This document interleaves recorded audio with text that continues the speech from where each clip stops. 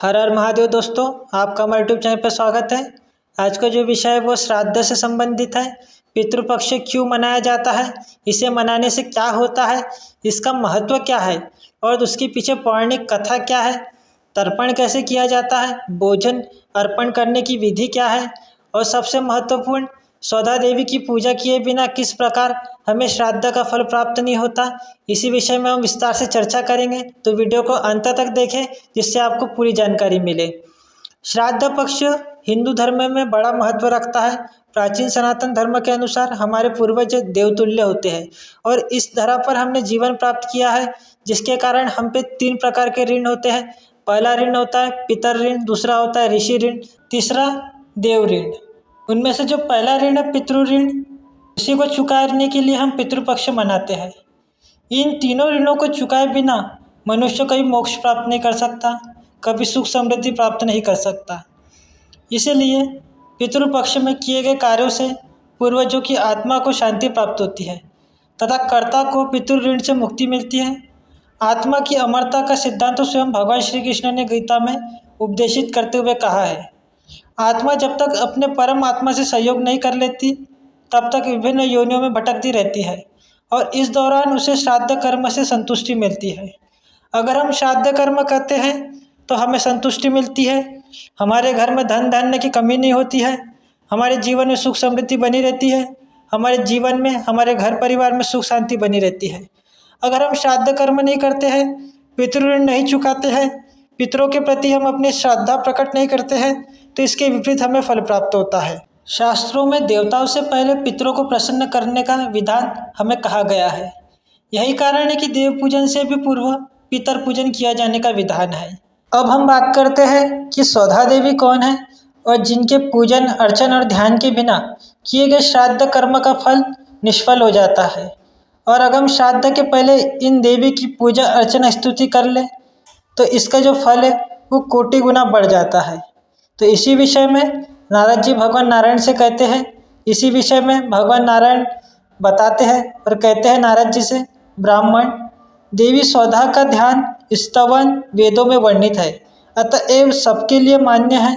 शरत काल में आश्विन मास के कृष्ण पक्ष की त्रयोदशी तिथि को मघा नक्षत्र में अथवा श्राद्ध के दिन यत्नपूर्वक भगवती सौदा की पूजा करके तत्पश्चात श्राद्ध करना चाहिए। जो अभिमानी व्यक्ति सौदा देवी का पूजा न करके श्राद्ध करता है वह श्राद्ध और तर्पण के फल का भागी नहीं होता है। यह सर्वदा सत्य है। भगवती सौदा ब्रह्मा जी की मानसी कन्या है। ये सदा तरुण अवस्था से संपन्न रहती हैं, पितरों और देवताओं के लिए सदा पूजनीय है। यही श्राद्धों का फल देने वाली है। इनकी मैं उपासना करता हूँ।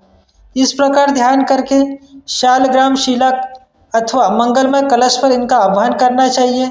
तदनंतर मूल मंत्र से पाद्य आदि इनकी स्तुति करनी चाहिए। इसी संबंध में सौदा देवी के संबंध में ब्रह्मा जी कहते हैं, सौदा शब्द के उच्चारण मात्र से मानव तीर्थ स्नायी समझा जाता है।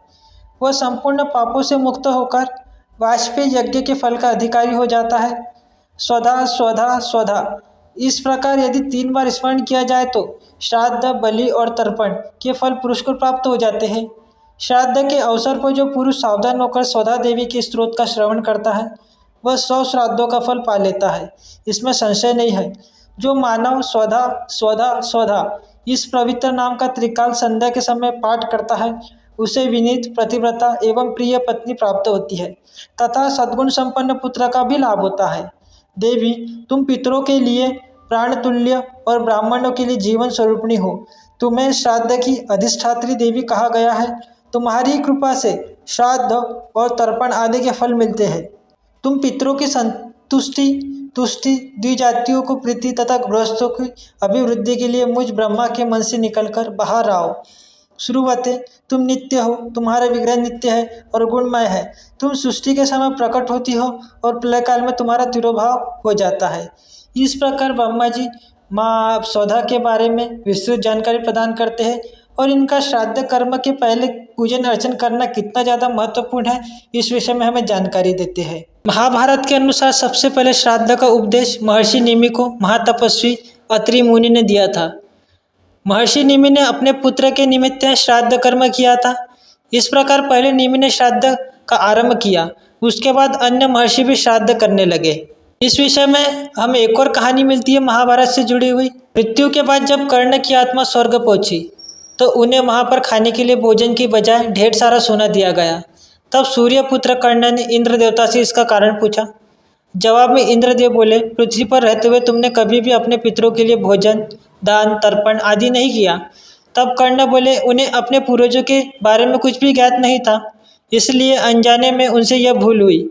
जिसके बाद उन्हें अपनी भूल सुधारने के लिए पृथ्वी पर 16 दिन के लिए भेजा गया और उन्होंने अपने पितरों के मोक्ष के लिए विधि विधान से श्राद्ध किया। और यही मान्यता है कि तभी से पितृपक्ष के 16 दिनों में श्राद्ध करने की परंपरा चली आ रही है। आइए जानते हैं अपने पितरों के लिए तर्पण कैसे करें। अपने पितरों को जल प्रदान करना ही तर्पण कहलाता है।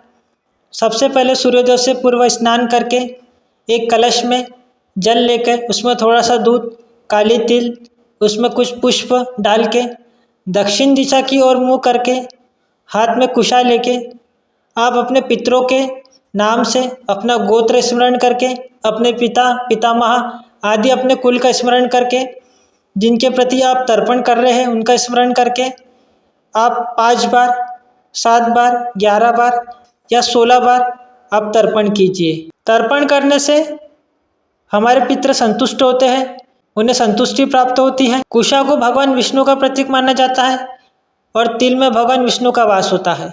माना जाता है कि जब कुशा से आप पितरों का तर्पण करते हैं तो भगवान विष्णु की कृपा से पितरों को मोक्ष की प्राप्ति होती है। इससे पितर भी आपसे प्रसन्न होकर आशीर्वाद देते हैं और आपके संकट दूर हो जाते हैं। आपको तर्पण करने के लिए, अपने पितरों को जल अर्पण करने के लिए आपको तर्जनी और अंगूठे के मध्य में से जल अर्पण करना है, जिसे पितृभाग भी कहा जाता है। वहीं से आपको जल अपने पितरों को अर्पण करना है। श्राद्ध कर्म करने वाले संबंधित व्यक्ति को ब्राह्मण भोज के दौरान कुछ विशेष बातों का ध्यान रखना चाहिए, जिससे पितरों का आशीर्वाद और कृपा मिल सके। श्राद्ध में या पितृपक्ष की पूजा में ब्राह्मण भोजन का विशेष महत्व बताया गया है और जो भी हम अपने पितरों को भोजन प्राप्त कराते हैं इस पूजन अर्चन के द्वारा, उसमें हमें विशेष तरह के पकवानों और भोजनों का हमें विशेष ख्याल रखना चाहिए। श्राद्ध में चावल की खीर पूरी का विशेष महत्व है, लेकिन कोशिश करें कि खीर गाय के दूध से ही बनी हो। श्राद्ध में गाय का दूध, दही, घी का इस्तेमाल किया जाता है। जौ, मटर और सरसों का उपयोग श्रेष्ठ बताया गया है। ज़्यादा पकवान पितरों की पसंद के होने चाहिए। गंगा जल, दूध, शहद, कुश और तिल सबसे ज़्यादा जरूरी है। तिल ज़्यादा होने से उसका फल अक्षय हो जाता है। तिल पिशाचों से श्राद्ध की रक्षा करती है। इस दिन उड़द की दाल के बड़े, बेल पर लगने वाले मौसमी सब्जियां जैसे कि लौकी, तोरी, भिंडी, कच्चे केले की सब्जी आदि बनानी चाहिए। श्राद्ध के निमित्त में सात्विक भोजन घर में ही बनाना चाहिए।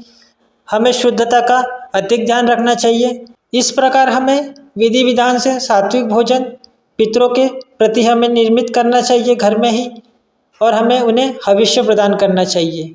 कुछ लोगों को यह शंका रहती है कि श्राद्ध में समर्पित की गई वस्तुएं पितरों को कैसे मिलती है।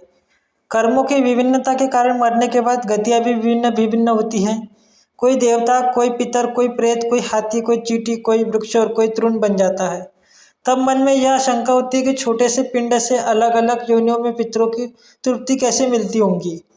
तो इसी शंका का स्कंद पुराण में हमें बहुत सुंदर समाधान मिलता है। जैसे मनुष्यों का आहार अन्न है, पशुओं का आहार तृण है, वैसे पितरों का आहार अन्न का सार तत्व यानी कि गंध और रस है। अतः वे अन्न व जल का सार तत्व ही ग्रहण करते हैं। शेष जो स्थूल वस्तु है वो यहीं की यहीं रह जाती है। नाम व गोत्र के उच्चारण के साथ जो अन्न, जल आदि पितरों को दिया जाता है वह विश्वदेव एवं दिव्य पितर हव्य कव्य को पितरों तक पहुंचा देते हैं। यदि पितर देव योनि को प्राप्त हुए हैं तो यहाँ दिया गया अन्न उन्हें अमृत होकर प्राप्त होता है। यदि गंधर्व बन गए हैं तो वह अन्न उन्हें भोगों के रूप में प्राप्त होता है। यदि पशु योनि में है तो वह अन्न तृण के रूप में उन्हें प्राप्त होता है। नाग योनि में वायु के रूप में प्राप्त होता है। यक्ष योनि में पान के रूप में प्राप्त होता है। अगर आपके पितर राक्षस योनि में है तो आमिष के रूप में उन्हें प्राप्त होगा। दानव योनि में मांस के रूप में, प्रेत योनि में रुधिर के रूप में। जिस प्रकार बछड़ा झुंड में अपनी माँ को ढूंढी लेता है, उसी प्रकार नाम, गोत्र, हृदय की भक्ति एवं देश काल आदि के सारे दिए गए पदार्थों को मंत्र पितरों के पास पहुंचा देते हैं। जीव चाहे सैकड़ों योनियों को भी पार क्यों ना कर गया हो, तृप्ति तो उसके पास पहुंची जाती है। पितरों को भोजन कराने के लिए सर्वप्रथम हमें कंडा जलाना चाहिए। कंडा जलाने के बाद उसमें हमें पितरों के निमित्त भोजन की आहुति देनी चाहिए। भोजन की आहुति देने के लिए हमें मंत्र के आखिरी में स्वधा का प्रयोग करना चाहिए। आप सभी जानते ही होंगे कि अग्निदेव की दो पत्नियां हैं, एक स्वाहा एक स्वधा। स्वाहा जो है वो देवताओं के लिए भोजन प्रदान कराती है और जो स्वधा है वह पितरों के लिए भोजन प्रदान कराती है।